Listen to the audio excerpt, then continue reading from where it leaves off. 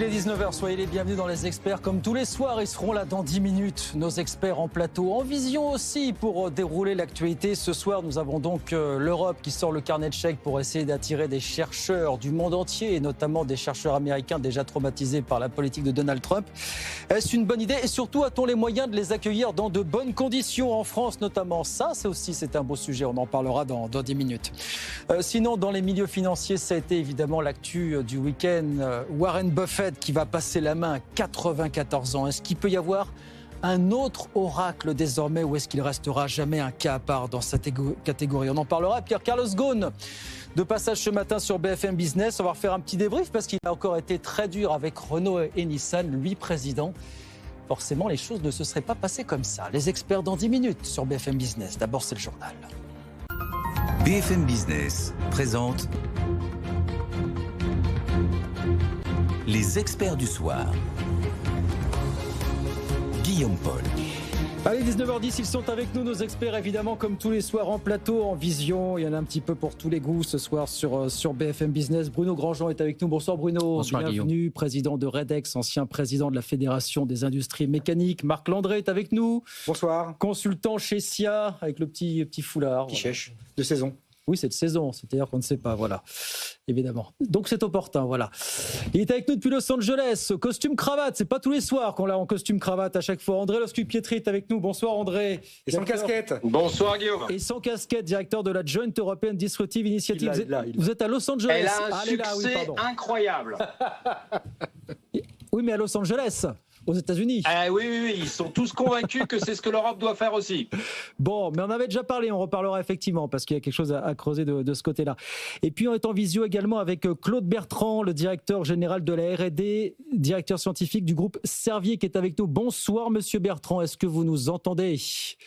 Parfaitement, bonsoir, ravi d'être avec vous ce soir. Merci beaucoup d'être avec nous, messieurs. On va parler évidemment de ce qui a été la grosse annonce du jour, l'Europe qui sort le carnet de chèques pour attirer les chercheurs du monde entier. On n'a pas insisté sur le fait que c'était les chercheurs américains, mais c'est notamment les chercheurs américains, vous savez, ces chercheurs un petit peu déboussolés par la politique de Donald Trump. Chercheurs américains qui apparemment commencent déjà depuis un certain temps à taper au carreau du côté européen. Écoutez, je vous fais écouter Philippe Pouletti, vous savez, le patron de Truffle Capital, qui était ici il y a une semaine et qui disait, mais des CV de chercheurs américains, mais j'en reçois déjà des pelletés jour après jour. Écoutez ce qu'il nous disait. Trump est en train d'amocher la recherche académique américaine. Oui. Donc, je reçois plein de mails par semaine qui me disent « Find me a job ». Des chercheurs de grand renom à Scripps, à Stanford, etc. L'opportunité est unique parce qu'un très bon chercheur qui vient en France va attirer d'autres très bons, va attirer de l'argent, des fondations, des entreprises, etc. Donc il y a des opportunités à saisir avec la politique américaine. Voilà, ces chercheurs américains qui commencent déjà à taper au carreau. Est-ce qu'il faut absolument faire venir des chercheurs étrangers, américains notamment, en grand nombre, Marc? Ou alors on commence par bien traiter correctement les chercheurs français? Les deux, c'est un sujet, quoi, quand même. Les deux, ça serait bien. D'un côté, on coupe les crédits à la recherche et à l'innovation dans le budget 2025. 1,6 milliard de crédits. Et d'un autre côté, on va mettre 100 millions. 1,6 milliard d'un côté, 100 millions en France pour accueillir des chercheurs américains. Alors c'est mieux que si c'était pire.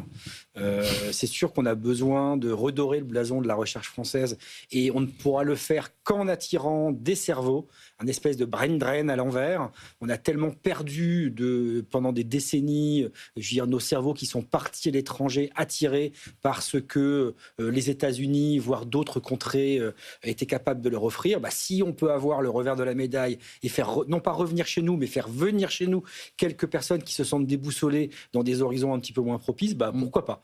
Maintenant, il faut que ça dure, il faut que ça soit dans la durée. Oui. C'est sûr que ça pourrait faire une petite différence au traitement entre des chercheurs étrangers qui bénéficieraient d'un crédit d'impôt pour permettre de leur maintenir un niveau de vie en France comparativement à ce qu'ils connaissaient aux États-Unis, par rapport à des chercheurs français qui sont très mal payés, qui ne bénéficient que de peu de subventions et qui sont surchargés administrativement dès qu'ils veulent décrocher un contrat. Donc, attention aux 2 poids 2 mesures qui pourraient être, non pas fatales, mais forcément disproportionnées en France. Il faut le dire, ça a eu un effet waouh cette conférence aujourd'hui à la Sorbonne avec Emmanuel Macron, avec Ursula von der Leyen, mais tout ça a été très très mal perçu par les syndicats de l'éducation, de l'enseignement supérieur et de la recherche qui disent mais nous il y a des sous-investissements colossaux depuis des années et là on fait de la réclame pour attirer des chercheurs venus de l'étranger. Oui, alors c'est un peu paradoxal de voir que ce sont finalement des défenseurs de la préférence nationale, ce qu'ils par ailleurs voient comme quelque chose de détestable quand c'est professé par certains partis politiques. Donc c'est un peu surprenant d'entendre ce genre de choses. La recherche par essence c'est international, c'est totalement international. Il n'y a pas c'est ce que nous disait la présidente des mathématiques françaises, des mathématiques allemandes, des mathématiques américaines. Moi je suis un petit peu surpris parce que Donald Trump c'est pas Hitler, c'est 4 ans. La France et l'Allemagne, on voit la montée du Front National, la montée du Rassemblement National, et la montée de l'AfD. Je vois très mal des chercheurs quitter Stanford pour venir à Saclay, au milieu des champs de maïs. J'ai l'impression qu'il y a beaucoup d'effets d'annonce. Je ne sais pas s'il y a une réalité derrière tout ça. Je pense qu'il aurait fallu le faire avec des chercheurs très bien identifiés, sans le dire. Et là, on dit beaucoup, on communique beaucoup. Je ne suis pas sûr qu'on fasse grand-chose. Et que ce soit très appliqué, que ce soit vraiment dans une volonté de créer des filières, un écosystème, et pas juste de faire des effets d'annonce. Il faut qu'il y ait vraiment un écosystème pour que des chercheurs viennent en France, comme pour ITER, par exemple, comme pour le CERN. Est-ce qu'on s'en donne les moyens? Est-ce qu'on en a envie? De la recherche appliquée, c'est de ça dont on a besoin. Est-ce qu'on a besoin de développer l'école française de sociologie? J'en doute un peu. Donc, je ne vois pas le fond derrière tout ça. Quand dit un Yann Lequin, par exemple, ce serait intéressant. Les chercheurs français qui sont partis, qu'est-ce qu'ils disent? Qu'est-ce qu'ils souhaitent? Consultons nos prix Nobel, consultons nos chercheurs éminents, essayons de faire des choses pratiques et pas trop d'effets d'annonce. Alors l'écosystème, justement, lever les freins à la venue, on va en parler dans un instant. On va retrouver André, donc, qui est à Los Angeles. Vous avez entendu comme nous Philippe Pouletti qui disait mais des CV de chercheurs américains, j'en reçois des pelletés tous les jours, toutes les semaines. Est-ce qu'il y a tant de chercheurs américains que cela déboussolé, prêts à franchir l'Atlantique? André, comment vous voyez ça depuis Los Angeles, vous? Alors, ce qui est sûr, il disait qu'aujourd'hui, la recherche américaine était abîmée. Ce qui est sûr, on vient d'apprendre, par exemple, ce matin, que l'administration américaine mettait un veto au partenariat sur les projets de recherche dans le domaine de la santé avec les chercheurs étrangers. Et on a dit bien à l'instant que la recherche était internationale. Maintenant, moi, je suis plutôt quelqu'un de très quantitatif et ce chiffre n'a pas été cité. Aujourd'hui, la différence en moyenne entre un chercheur dans le public, entre les États-Unis et la France, c'est de 1 à 10. Ah oui. Alors, le salaire, c'est pas tout, mais à ces niveaux-là, ça me semble très surprenant qu'il y ait des centaines, voire des milliers de personnes qui viennent. Il y aura forcément une opportunité, mais je ne pense pas qu'elle soit considérable. J'ai envie de dire quand même que aujourd'hui, ce qu'il faut, c'est pas promouvoir en fait on va dire une certaine forme de prédation ou de brain drain à l'envers. Ça, je pense que ça serait une erreur. Je pense qu'aujourd'hui, l'opportunité, c'est au moment où des gens ont plutôt tendance à se replier sur eux, c'est que la France et l'Europe soient le continent qui affirme que la coopération internationale est plus importante que jamais. Et là, je voudrais préciser ce que nous, on a annoncé également ce matin. Alors nous, on l'a appelé l'initiative May the 4th. Évidemment, pour une organisation comme JEDI, ça, c'était obligatoire. C'est que nous, on annonce qu'on crée 10 postes de programme manager en permettant aux scientifiques de rester dans leur pays, mais pour manager certains de nos programmes scientifiques de recherche avancée. Et la deuxième chose, on fait un appel, parce qu'on parle toujours de la recherche publique et des fonds publics. Je crois qu'aujourd'hui, le rôle des fondations est absolument fondamental. Oui. On va publier dans quelques jours un index de combien les fondations, la société civile met dans la recherche. Et les résultats sont absolument terribles, puisque, juste pour vous donner un chiffre, chacune des 3 plus grandes fondations finançant la recherche aux États-Unis met plus individuellement que les 10 plus grandes fondations européennes qui financent la science. Donc on est encore dans un monde arrêtons de penser que la solution vient des budgets publics. Alors en plus en France, je ne sais pas où on va trouver cet argent. Mais il faut absolument que la société civile, les grandes fondations se mobilisent et c'est ce qu'on essaye de faire avec cette coalition de fondations qu'on lance. Marc-André. Et André, et aux États-Unis, les fondations dont vous parlez orientent la recherche publique puisqu'elles sont des amorces de fonds pour la recherche publique dans un certain nombre de domaines. Je pense notamment à la santé, à la recherche médicamenteuse ou même à la vaccination. Voilà, ça le laisse sans voix. Claude Bertrand, à qui je vais donner la parole, directeur général R&D, directeur scientifique chez Servier. Merci d'être avec nous. Alors, on rappelle que vous avez notamment, vous, un gros centre de recherche du côté de Saclay. C'est ça, monsieur Bertrand, vous me confirmez, hein, chez Servier. Hein. C'est ça, je confirme. On est le premier groupe pharma à avoir installé notre R&D sur le plateau de Saclay. Oui, est-ce que vous aussi, comme beaucoup d'autres, vous recevez de temps à autre des CV de chercheurs américains, de confrères américains qui seraient désireux de franchir l'Atlantique? Est-ce que c'est votre réalité aujourd'hui? Alors, je ne suis pas encore au stade de Philippe Pouletti à en recevoir des centaines ou des milliers, mais on commence à avoir effectivement des mouvements sur l'arrivée de CV. Maintenant, en tant que groupe pharmaceutique, oui, on a notre centre de R&D à Saclay, mais on a aussi des installations à Boston et dans d'autres pays du monde. Et ça peut offrir aussi de la flexibilité parce que, au-delà de ce qui a déjà été soulevé par les autres intervenants sur les différences de salaire, je pense aussi qu'il faut prendre en compte ce que représente un déménagement non prévu de familles entières. Oui. Et je pense qu'il faut aussi qu'on pense à accueillir ces chercheurs potentiels sur nos sites localement. Oui. Le vrai sujet pour vous, c'est faire venir des chercheurs ou est-ce que c'est booster, est-ce que c'est pas aussi booster l'innovation chez nous en Europe d'une manière générale, donc abolir quelques freins peut-être à l'investissement? Absolument. Donc de toute façon, nous, l'innovation, c'est clé et il faut absolument continuer à la booster. Elle vient évidemment du monde académique, mais elle vient aussi des biotech, des startups, ça vient et surtout, comme ça a déjà été dit, du monde entier. Donc nous, la façon dont on veut se positionner, c'est au-delà de... Je pense que l'annonce d'aujourd'hui est une annonce positive.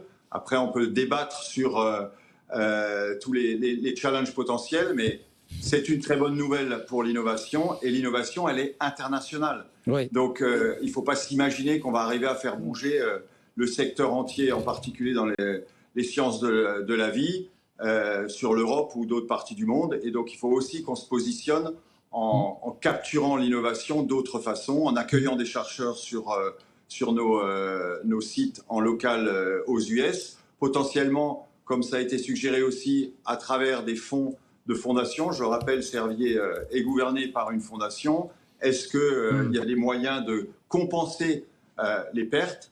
Et je voulais quand même faire un commentaire, c'est sur les ordres de grandeur. Hein. Oui. Je l'ai dit, une très bonne nouvelle. 500 millions, mais c'est 500 millions sur 7 ans. Et ce qui a été annoncé quasiment en parallèle sur les coupes budgétaires du NIH, c'est en vingtaines de milliards. Donc, je pense qu'il va falloir aussi songer à se focaliser, être très clair sur comment on veut téléguider, ça a été dit, pour le choix des chercheurs potentiellement qu'on irait chercher. Oui. Et puis, il va pas falloir faire à la française, excusez-moi, et saupoudrer ça sur des centaines de chercheurs et des centaines de sujets, parce que sinon, je pense que c'est une goutte d'eau. Hein. C'est votre crainte, ça, qu'on le fasse je retiens l'expression à la française, c'est un petit peu votre crainte, ça, visiblement. Hein. C'est souvent le résultat de ce genre d'annonce, c'est encore une fois des annonces très positives, mais si on saupoudre, ça n'a plus du tout le même effet. Et il faut bien se rendre compte que là, on essaye de compenser des coupes budgétaires qui sont dans le domaine du milliard, des dizaines de milliards, pour ne pas dire des centaines de milliards. Mais ce que je retiens de ce que vous dites, ce que vous dites tous, Claude Bertrand, c'est que c'est de ce niveau européen que ça doit se traiter. Voilà, c'est un projet européen, c'est plus d'implication européenne, c'est plus de partenariat public-privé au niveau européen, de toute évidence. Absolument, absolument. Mais en gardant quand même cette idée de focalisation. On ne va pas pouvoir soutenir tous les domaines de recherche. Et là, on parle de la science at large, hein, donc ça peut être hors santé et hors sciences de la vie. Donc, encore une fois, je pense que dans chaque domaine, il faut être extrêmement sélectif et ça va nous permettre d'être sélectifs sur les personnes qu'on va aller chercher à accueillir. Quand j'entends Bruno Grandjean, quand j'entends ce chiffre de 500 millions d'euros comme ça qui est sorti aujourd'hui du chapeau, ça me rappelle un peu les 800 milliards du plan d'Ursula von der Leyen pour relancer l'Europe qui avait été annoncé dans le domaine de la défense il y a 2 mois. Je veux dire, effectivement, on a commencé par bastonner, pardon de le dire comme ça, sur un chiffre. Les finalités ensuite et la répartition et la stratégie, on ne la voit pas pour l'instant. Tout est dans l'exécution. En fait, il faut que les acteurs privés se saisissent de ces opportunités. Il n'y a pas que les États. On peut tout à fait essayer de développer des liens avec des chercheurs, d'essayer de proposer des alternatives. Et donc, tout miser sur l'État avec des effets d'annonce, c'est effectivement aller à l'échec. Il faut quelque chose de beaucoup plus subtil. Et puis, moins d'effets d'annonce et plus de concret, plus de choses réelles, concrètes. Demandons à nos professeurs, à nos prix Nobel, à nos experts, dans leur réseau, ce qui peut être fait, et créons des laboratoires en Europe pratiques, des choses pratiques, concrètes, moins d'effets d'annonce, plus de terrain. André, vous faites la similitude aussi avec le plan à 800 milliards sur la défense décrété par von der Leyen il y a un mois. Ça me rappelle un petit peu ça, moi, finalement. Voilà, on balance un chiffre et puis dans l'exécution, après, on verra. Qui, quoi, comment, on verra bien. À nouveau, je pense qu'il faut quand même insister. Ça va dans le bon sens parce qu'on sent qu'il y a une certaine agilité, un certain opportunisme positif de l'Europe là-dessus. Mais effectivement, et je dirais, il n'y a pas juste les 800 milliards, il y a les fameux 750 milliards, rappelez-vous, qu'on avait levés en 2020, dont on a dépensé 5 ans après que 50%. C'est-à-dire aujourd'hui, on a un vrai problème d'exécution. Moi, ce que j'espère, c'est que ce plan soit que le début pour une manière pour l'État, on peut toujours rêver, d'être beaucoup plus stratégique. C'est de dire que ces 500 millions, c'est un petit peu l'étincelle qui va provoquer beaucoup plus d'afflux de la société civile. Et deuxième chose, que l'État réalise qu'aujourd'hui le problème, pourquoi les chercheurs aujourd'hui quittent plutôt les laboratoires en France et en Europe, alors pas de manière massive, mais ceux qui quittent, ils le quittent par la frustration par rapport au poids bureaucratique. Aujourd'hui, un chercheur, il passe entre 30 et 50% de son temps à rédiger des appels à projets, alors qu'ensuite, on ne regarde assez peu l'impact de ces recherches. Il faut faire l'inverse. Il faut être beaucoup plus misé sur l'excellence, faire des paris, et ensuite être beaucoup plus exigeant en termes de résultats scientifiques. Les meilleurs adorent. Et ce que disait Claude Bertrand est très intéressant, parce qu'aujourd'hui, la recherche, elle n'est pas du tout égalitaire, c'est-à-dire vous avez quelques stars qui attirent avec eux, on le voit dans l'IA, on le voit dans la biotech, on le voit dans le material science, dans tout ce qui est la science des matériaux, qui en fait attirent avec eux ensuite les labos, les bons doctorants, etc. Donc il faut miser sur ce pari. Et je rappelle le précédent du plan IA, où on voulait créer 10 chaires ou 20 chaires avec les stars mondiales. Eh bien, qu'est-ce qu'on a fait en France? On a fait plusieurs centaines de chaires. Et résultat, tout ça, c'est un petit peu saupoudré. Marc Landré. Ce que disait aussi Bruno Grandjean, c'est-à-dire que ça dépend qui on fait venir. Je ne sais pas si vous avez lu l'interview, oui, forcément, du Premier ministre hier dans le JDD, quand il nous dit qu'on peut réindustrialiser la France parce qu'on peut reproduire des machines à laver qui sont produites aujourd'hui dans des pays à bas coût.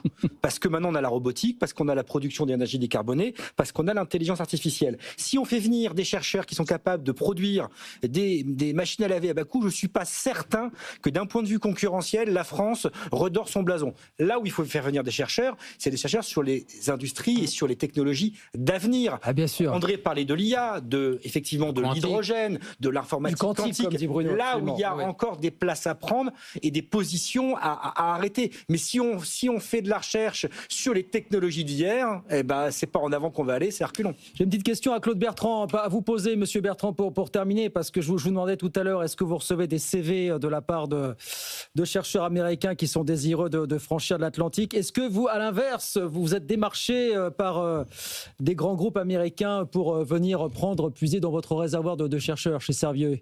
Est-ce que ça marche dans l'autre sens, quelque part? Ça marche dans les deux sens. Il y a une grande fluidité, ça c'est certain, et c'est vrai pour l'industrie pharmaceutique comme c'est vrai pour l'académique. Il y a des chiffres qui ont été donnés sur les différences de salaire et les différences de moyens. Comment est-ce qu'on les retient, Monsieur Bertrand? Une question toute bête, mais... Je pense qu'il faut absolument créer cet écosystème. Quelqu'un a mentionné l'IA. Il faut se focaliser, il faut être très clair des avantages scientifiques de la France, et il y en a. Il y a un excellent terreau sur certains domaines. Donc très clairement, il ne faut pas travailler sur les technologies d'hier, il faut travailler sur les technologies du futur. Et l'IA est un très bon exemple, mais il y en a d'autres. En oncologie, je pense qu'aujourd'hui, on est très bien structuré en France, et c'est comme ça qu'on va arriver à les retenir. Il faut une masse critique, et il faut des moyens derrière. Donc il faut focaliser nos moyens. On n'arrivera jamais au montant développé par les États-Unis à l'âge d'or, mais on peut arriver à être extrêmement significatif à partir du moment où on est extrêmement clair sur les domaines dans lesquels on veut travailler, créer l'écosystème, et ça attire les étrangers. Aujourd'hui, sur le PSCC, il y a je ne sais combien de nationalités, et c'est bien la preuve qu'à partir du moment où on est un écosystème qui est parmi les leaders mondiaux, en fait, on arrive à attirer, mais pas seulement attirer, mais à retenir les talents. Et nous, on le voit sur des programmes de thésards, sur des programmes de postdoc. On a des étudiants du monde entier qui viennent travailler chez nous pendant plusieurs années, parce qu'on a créé l'écosystème, parce qu'il y a les écoles autour du plateau de Saclay. Moi, je parle toujours d'écosystème pour arriver à une masse critique. On n'est que la France, mais il y a des domaines dans lesquels on est hyper fort. Et il faut absolument qu'on se focalise et qu'on dirige, qu'on téléguide ces financements sur vraiment ces innovations d'avenir sur lesquelles la France peut se différencier. Work in progress. Merci beaucoup, Monsieur Bertrand. Claude Bertrand, directeur général R&D, directeur scientifique chez Servier. Merci beaucoup d'avoir été avec nous ce soir sur BFM Business. 19h30, nos experts sont avec nous jusqu'à 20h. On revient dans 2 minutes à peu près sur BFM Business. À tout de suite.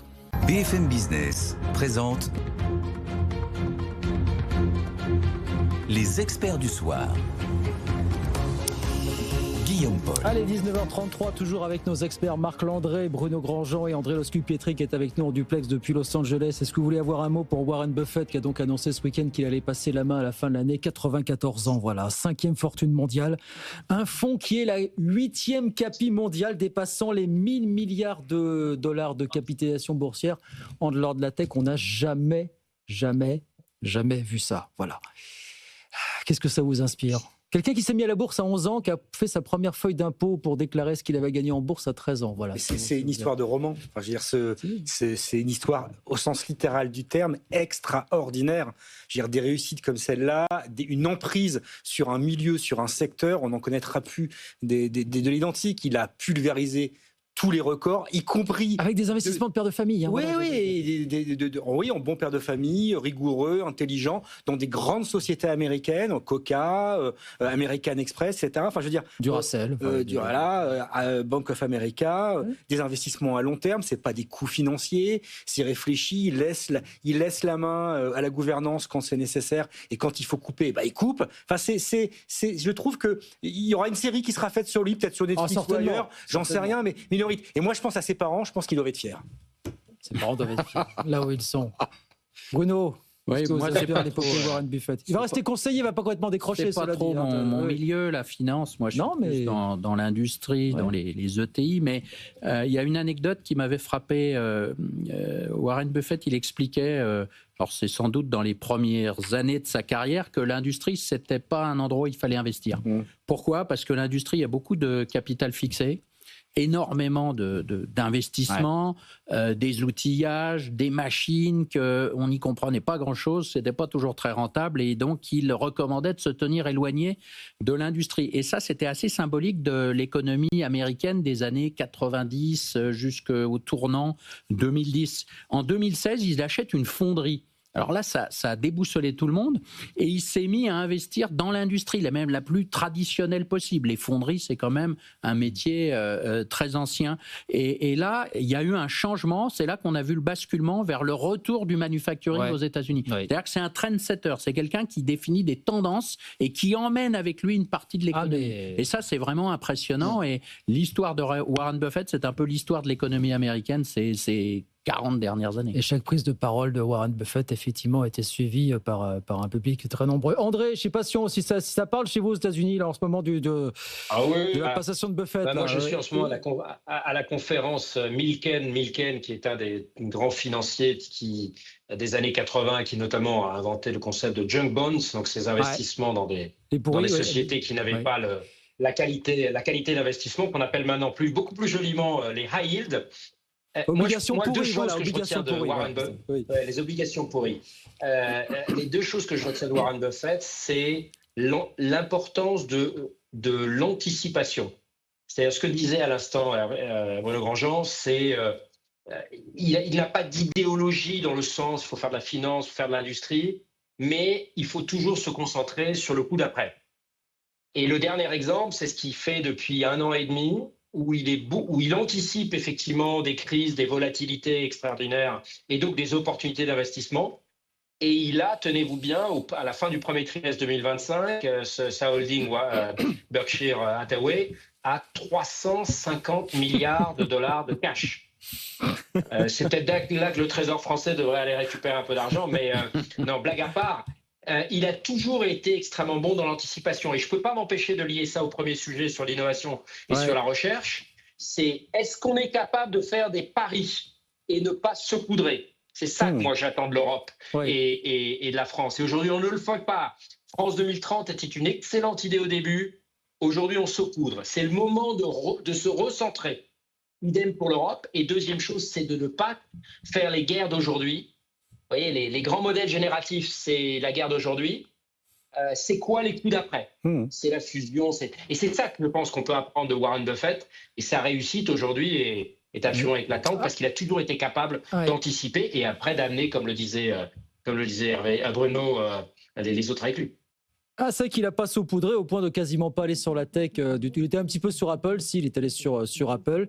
Il est allé sur BYD. Il n'est pas allé sur Tesla, il est allé sur BYD.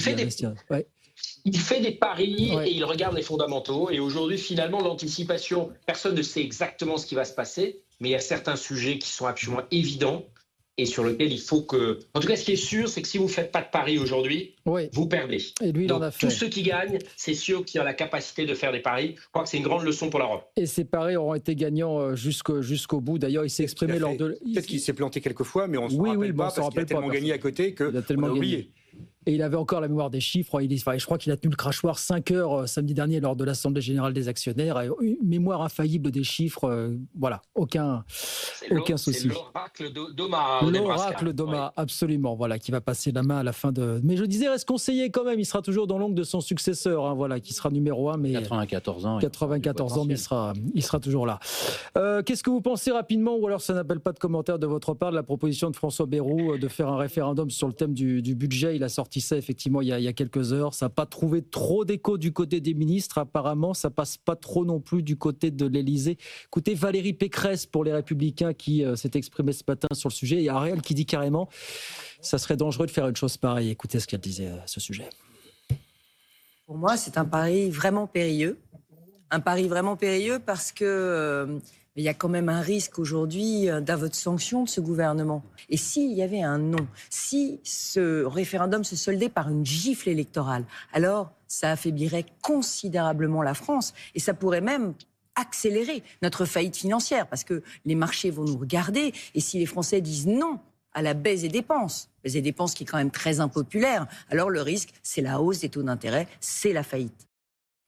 Comme du mal à voir à quoi ressemblerait, Marc, je sais pas ce que vous en pensez, un tel référendum sur les questions budgétaires. Ou alors vous me dites c'est une fanfreluche médiatique pour gagner du temps. C'est une pantalonnade de Bayrou de plus. Je veux dire, François Bayrou, notre Premier ministre, il est spécialiste, il parle d'amour, mais aucun acte. C'est-à-dire que, je ne sais pas, son interview... Mais non, en plus, un budget, ça passe par le Parlement. On ne pouvait pas contourner la représentation nationale. On n'est pas sur le budget, on est sur des grandes orientations. À la limite, il ne va pas nous faire voter par référendum les 86 articles du budget ligne à ligne. Ce n'est pas ça la question. Là, lui, ce qu'il veut, ce qu'il dit, c'est des grandes orientations avec des grands choix structurants pour les 5-10 ans à venir. À la limite, pourquoi pas, dans l'esprit, ayons un débat. Mais le débat, en vérité, on l'a déjà eu. Je veux dire, sur comment il faut faire des économies. En France, je veux dire, sur les 1800 milliards de dépenses publiques annuelles, on sait où est-ce qu'il faut tailler.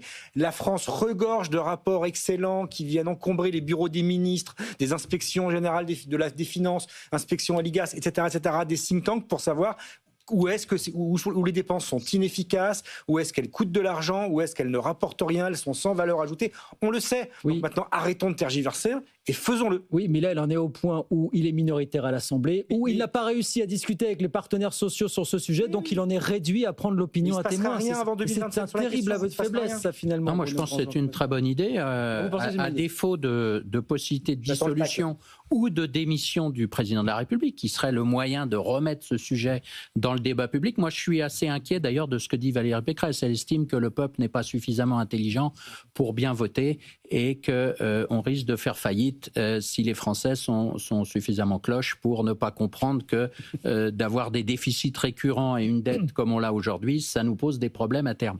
Donc je trouve que c'est une excellente idée. En l'absence de capacité à dissoudre ou de possibilité de démission du président de la République, il faut en passer par le peuple. C'est le peuple qui doit donner les consignes aux gouvernants, qui doit leur donner un mandat, parce qu'aujourd'hui, il y a tellement de lobbies, parce que je ne suis pas d'accord avec Marc, il y a énormément de lobbies. Éric Coquerel, qui est un invité récurrent ici, vous explique que réduire le moindre million, c'est l'austérité. Oui, mais c'est pas un lobby, c'est l'austérité, c'est la rigueur. C'est pas un lobby, Éric Coquerel. C'est le lobby des lobbies. C'est un lobby qui est à l'Assemblée nationale, qui est présent dans beaucoup de médias et qui vous explique que la dépense publique ne peut pas être réduite. Donc si on n'en passe pas par le peuple qui prend les choses en main et qui donne un mandat clair pour diminuer... C'est le cas d'une présidentielle. C'est normalement le cas d'une présidentielle, mais à défaut de présidentielle, on ne peut pas forcer le président de la République, on ne peut pas le destituer. Eh bien, aujourd'hui, le référendum est le seul outil. Sinon, il faut faire quoi? Il faut attendre l'année prochaine qu'on puisse à nouveau dissoudre, que le président le veuille ou qu'une motion de censure l'oblige, et ensuite les élections présidentielles dans plusieurs années. On peut dissoudre dans un gros mois. On peut dissoudre dans un mois. Et qui nous met entre les mains des agences de notation, c'est de ne pas traiter le problème à la source, à la base, et d'en appeler au peuple pour avoir un mandat Bruno, pour réaliser cette réduction de déficit. On dit, un référendum, et si le président perd, il s'en va, c'est pas un référendum. Vous pouvez poser n'importe quelle question. Vu la cote de confiance du président de la République, les gens voteront non pour dire ciao, bonsoir. Moi, je pense que le peuple français est raisonnable et si les choses sont bien expliquées, il répondra clairement à la question posée. Il y a beaucoup de si dans votre remarque. Oui, mais c'est ça la démocratie. C'est le principe de la démocratie. Si le peuple n'est pas à la hauteur des gouvernants, parce que finalement, on se moque de Trump et on s'en prend à ces régimes relativement autoritaires. Mais finalement, c'est un peu le symétrique qui se passe en France. Le peuple n'est pas capable de décider. On l'a connu déjà sur la Constitution européenne, ou sur plutôt le référendum de 2005. Le référendum de 2005. On l'a connu lors des dernières élections. Finalement, il y a une volonté d'éviter le choix du peuple. Et ça se terminera mal, ça se terminera très mal. Donc je pense qu'il faut consulter les Français et qu'ils sont suffisamment attentifs et instruits du débat public pour trancher ce sujet. Hasard ou coïncidence, au lendemain de la proposition de François Bayrou, on apprend qu'il y aura une émission spéciale le 13 mai prochain sur TF1 autour d'Emmanuel Macron qui parlera pendant 2 heures avec des personnes, je cite, issues de la société civile. Et Emmanuel Macron, nous dit l'AFP, pourrait évoquer des projets de référendum. Et l'AFP fait référence effectivement à ce qu'avait déclaré le président de la République lors de ses vœux du 31 décembre dernier. Voilà. Et l'AFP fait référence à un papier dans le Figaro de demain, signé Guillaume Tabar, l'excellent éditorialiste politique du Figaro, qui avance une piste de référendum. Je vous le mets dans le mille. Pas les finances publiques. Non, mais non, ça passe pas. On a bien compris que le président n'était pas pour. Non, il parle d'une nouvelle grande réforme territoriale qui plaît beaucoup à Bruno, je le sais, parce qu'on en a parlé dans le couloir et il est intarissable sur la question. Vous lancez dans une telle configuration parlementaire dans une réforme des collectivités et avec le précédent qu'on a connu en 69, De Gaulle et le Sénat. Oui, André, je sais pas, vous voulez dire un mot sur ces velléités de référendum ou comment vous regardez ça, vous?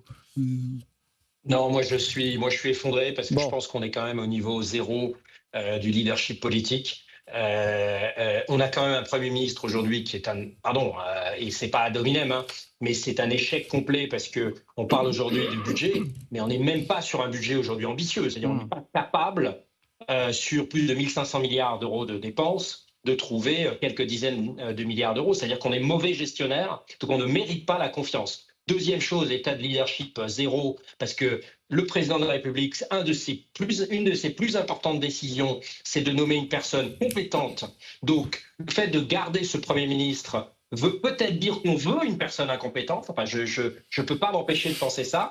Et troisième chose, je suis un peu d'accord avec cette histoire de référendum et le commentaire de Madame Pécresse, c'est que alors la différence quand même, c'est qu'on peut pas juste donner un texte et le soumettre à un référendum.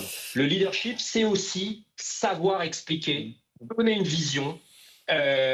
Parce que si on donne un texte tel quel, forcément, on ne va pas répondre à la question posée. Le référendum, c'est une question. Le référendum, c'est une question, André. Exactement. Voilà. Mais il faut le préparer. Il faut expliquer. Aujourd'hui, le manque d'explication. Aujourd'hui, on a l'impression, il y a cette fameuse expression qui dit à chaque problème, il y a un seul marteau.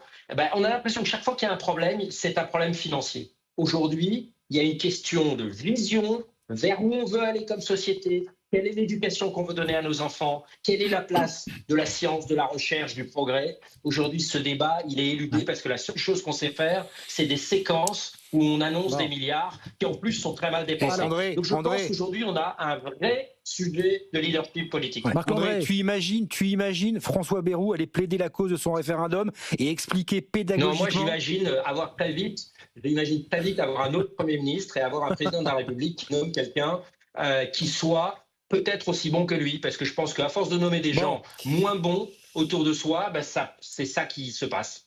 Et on voit toutes les bonnes sociétés, d'ailleurs, à nouveau, le lien avec Warren Buffett. Comment est-ce qu'on sait se retirer à temps? Comment est-ce qu'on sait faire monter des personnes de qualité? C'est ça qui définit aujourd'hui le succès des organisations. Et un bon manager, c'est quelqu'un qui est capable de s'entourer de gens meilleurs que soi. Voilà. Et un référendum, c'est une Exactement. question. Et aujourd'hui, on est à l'inverse. La discussion. Voilà pour cette émission. Donc, c'est le 13 mai. C'est dans quelques jours. C'est la semaine prochaine, 20h10, le 13 mai sur TF1.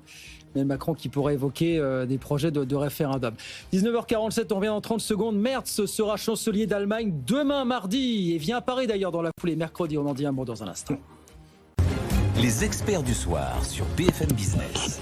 Allez, 19h48, encore quelques minutes avec nos experts. André Loscupietri depuis Los Angeles, Bruno Grandjean et Marc Landré ici en plateau. Alors ça va être le temps fort de cette semaine. Demain, Friedrich Merz sera officiellement élu des chanceliers d'Allemagne par le Bundestag.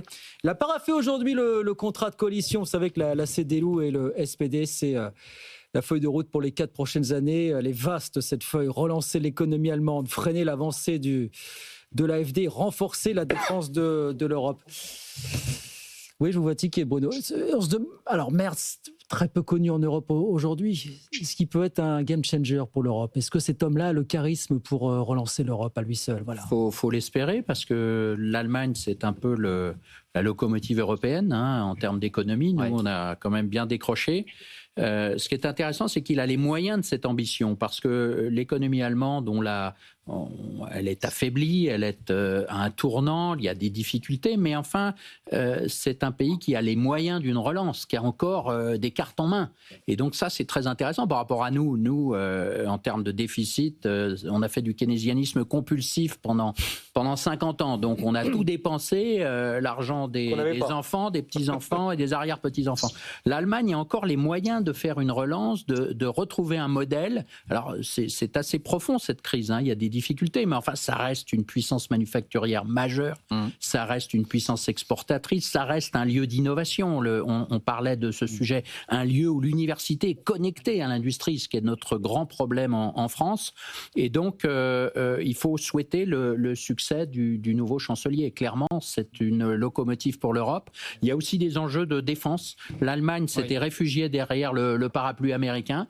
Là, il y a besoin de créer un nouveau modèle. C'est intéressant d'ailleurs, après Paris, il ira à Varsovie. Donc il y a vraiment un triangle qui se crée de 3 pays qui sont en phase sur l'Ukraine. Et peut-être y a-t-il une chance de voir enfin émerger une autonomie stratégique européenne, une défense européenne, qui peut être une des clés d'ailleurs de ce redressement de l'Europe. Est-ce qu'il peut être une voix forte, lui, Friedrich Merz, en Europe, à l'instar d'une Angela Merkel en son temps? Certains disent que ce n'est pas un homme de conviction. Pendant toute la campagne, il a dit « je ne toucherai pas au frein à l'endettement ». Le lendemain même de sa victoire, André, il disait pareil. Puis il a changé, il a viré à 180 degrés dans les jours qu'on suivit, finalement. Oui, alors le challenge pour Friedrich Merz, c'est que effectivement, il est en train de faire à peu près l'inverse de ce pourquoi il a été élu. Et ça, son parti aujourd'hui lui en veut. Donc, il ne faut pas attendre forcément d'avoir un chancelier qui a une très forte assise nationale. Ça a été dit tout à l'heure également, c'est que depuis les élections, l'AfD, donc l'extrême droite, a encore plus augmenté dans les sondages. Donc, d'ailleurs, il a fait passer le fameux programme de 500 milliards exceptionnel avec l'ancien Bundestag, parce que la réforme constitutionnelle aurait été impossible avec le nouveau Bundestag, avec la force des partis qui s'y opposaient. Après, moi, je suis aussi assez optimiste, parce que je pense que tout ce qu'on a dit, quelqu'un disait, je crois que c'était Marc, qui disait que les rapports, on sait ce qu'il faut faire. Donc aujourd'hui, la vision, ou au moins la stratégie, elle est assez claire. Ce qui compte aujourd'hui, c'est des gens qui sont capables d'exécuter, ce qui est aussi notre grande faiblesse en France, c'est qu'on est très bon sur la vision, mais aujourd'hui, la mise en œuvre, elle pêche souvent. Je pense qu'aujourd'hui, Friedrich Merz et surtout les équipes, alors moi, j'en ai rencontré quelques-uns, il y en a certains qui sont ici à Los Angeles et qui sont en train de rentrer ce soir très très vite pour être à temps à Berlin. C'est quand même une équipe assez nouvelle. La ministre de l'économie, que je connais bien, c'est l'ancienne patronne d'un groupe énergétique, extrêmement pragmatique, etc. Donc je pense qu'il y a une nouvelle génération de gens qui sont plus des doueurs que des grands parleurs. Et je pense que c'est ça dont l'Allemagne et l'Europe a désespérément besoin. Bon, il vient à Donc Paris. moi, je suis plutôt optimiste. Vous êtes plutôt optimiste, Marc. Est-ce que vous êtes Il vient à Paris dès mercredi, hein, c'est sa première visite. C'est un signe quand même. Hein. Ça montre qu'il croit au couple franco-allemand. Ou alors, vous allez me dire, c'est le passage obligé, même si on n'y croit pas, on est obligé de venir à Paris parce que. Oui, c'est un passage obligé, mais vaut mieux que ça que l'inverse. Oui. Et donc, on se rappelle de François Hollande qui, en 2012, était parti, sitôt élu, à Berlin pour rencontrer Angela Merkel. Sous la flotte. Il avait pris la foudre. C'était pas sous les meilleurs auspices. Donc là, il faut espérer que le voyage. Il faut espérer qu'on n'ait pas un orage de grêle cette fois-ci. Faut espérer. Non, mais sincèrement, plus sérieusement, ça ne peut pas être pire que Olaf Scholz en matière de charisme et en matière de positionnement européen. Et là, je suis d'accord avec André, quand on regarde l'équipe qu'il a constituée dans son gouvernement, ce sont des vrais pros qui sont aux bonnes missions. Ça fait penser à Macron en 2017. C'est-à-dire qu'il prend des gens de la société civile ou qui sont spécialistes d'un sujet et il les met aux commandes. Et comme le disait encore André, ce sont des doueurs, pas des penseurs. Et donc, c'est des gens qui ont eu l'habitude, qui ont eu des succès, qui ont su faire un certain nombre de choses. Et surtout, quand on regarde cette composition, il a gardé les gros postes, notamment vis-à-vis de l'Europe, pour son parti. Il a gardé Pistorius à la défense, effectivement. Et donc ça, c'est quand même quelques clés de lecture qui permettent d'être optimiste, compte tenu de la chienlit dans laquelle on sort, et surtout, comme le disait Bruno, à juste titre, l'Allemagne a la capacité financière de pouvoir financer des réformes et une relance que nous, on ne peut pas faire parce que nous, on plie sous les dettes, on plie sous l'accumulation des déficits, alors que l'Allemagne, rappelons-le, est revenue à un niveau d'avant Covid en matière d'endettement et donc a les moyens de son financement. Oui. Il va y avoir un hiatus avec la France à un moment donné. C'est un petit peu votre thèse. Mais là aussi... Mais là aussi, peut-être, moi, je suis très optimiste parce que s'il y a vraiment une réaction d'orgueil française, c'est maintenant qu'elle doit exister. Oui. Parce que les Allemands vont mettre 300 milliards dans la réforme dans la relance de leur économie, 100 milliards sur les infrastructures, mais ils vont garder 100 milliards pour la transition énergétique. Donc, ils ne sont pas en train de devoir faire un choix, ils vont essayer de faire du vrai en même temps. Bruno, donc, c'est à nous, parce que tu l'as oublié, que nous, on a François Bayrou à Matignon. Non, mais le problème n'est pas François Bayrou, le problème est qu'il n'y a pas de majorité au Parlement pour avancer sur ce chemin. Donc, c'est pour ça qu'il faut court-circuiter le Parlement et en appeler aux Français qui sont suffisamment instruits pour comprendre la situation de nos finances publiques et le besoin de ce rebond. Voilà, on verra, ça fait partie des pistes de référendum. Sur les temps de l'enfant, peut-être. Emmanuel Macron, donc le 13 mai, la semaine prochaine à la télévision. Merci monsieur d'être venu ce soir. Marc Landré pour SIA, Bruno Grandjean pour Redex et puis André Lescuc-Pietri pour Jedi depuis Los Angeles. Bonne soirée, bonne journée André, parce qu'il est un peu plus tôt chez vous. Bonne journée du côté de Los Angeles et revenez-nous vite avec grand plaisir. Merci beaucoup messieurs, à très vite pour de nouvelles aventures, 19h55, Tech & Co. Dans un instant, François Sorel, toute l'équipe. On revient demain, 18h en direct pour de nouvelles aventures. Bonne soirée.